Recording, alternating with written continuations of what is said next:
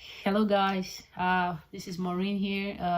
We're gonna look at the games last night, the NBA games played last night, and we're gonna, have some reactions to that. So last night, I think the first game was the Hawks playing the Wizards. Aside the Detroit Pistons being very bad, another bad team is the Wizards. The Detroit Pistons losing 28 straight games took people's mind off the fact that teams like the Wizards, the San Antonio Spurs are also really bad. So in the month of December, I think the Spurs won only one game, and that's the same amount of games the Pistons won. So the Wizards is another bad team. That trying to, they're another team trying to rebuild, post franchise player in Bradley Beal, and they're really struggling this season. They lost to the Hawks, who's also another team struggling in the East. And we previewed the Lakers-Pelicans game. And the Pelicans beat the Lakers 129-109. And it wasn't surprising, but the result wasn't a surprise because the Lakers were coming off a back-to-back against the Timberwolves. So the Lakers looked tired. And the big talking point was Jose Alvarado. He was immense in that game. He was, having steals after steals. That's what he does. He's a disruptor. He disrupt the opposition's offense, and he's just a menace defensively. So he really played well, and he was, instrumental in the Pelicans winning that game. But other than that, the Lakers looked really tired, and shots weren't falling. They came out a bit too slow. But the other thing is Zion. I think I never watched the whole game, but I think he was too passive for me. He was deferring to his teammates a lot. Like, he would have the ball and he was just looking to pass. Like, dude, you're the biggest guy in the team. Okay, go at somebody, drive into the paint, and try to score.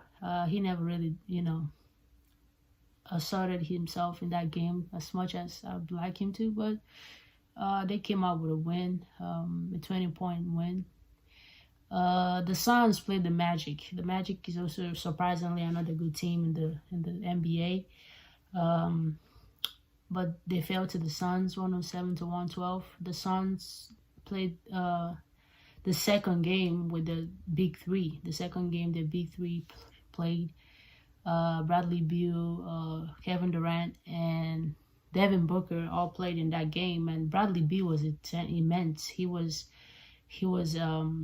instrumental in the win. He was not just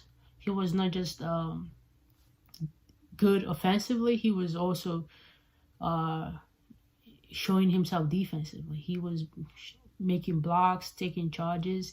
He was he didn't play like he just came back from an injury. And the Suns, they have won 2 in a row now, and I think the Big Three are figuring things out. The Nets, my Nets, Brooklyn Nets, they lost to the Thunder like I predicted. The Thunder is a very good team, young team. The Nets, came out a bit, firing. They were making shots, but in the third quarter, things started to get away from them, and they ended up losing that game 108-124. Things are not looking good for my Nets right now, and I hope they figure it out soon.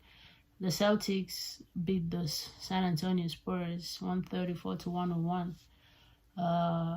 It was just an easy win for the Celtics. The Spurs never really troubled them in that game.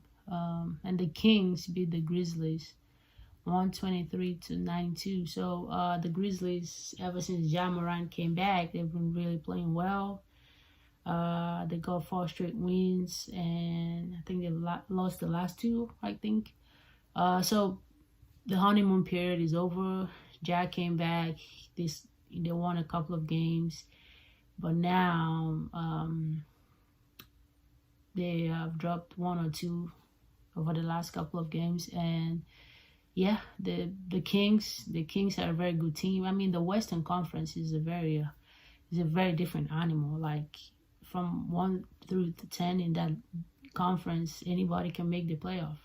Anybody can miss out on the playoffs. So the conference has become so competitive now that you miss a game and you're in the bottom 5.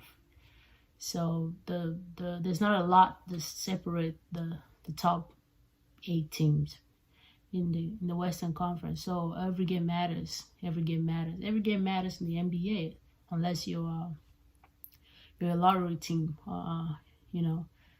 So yeah, that was the game last night, the NBA games.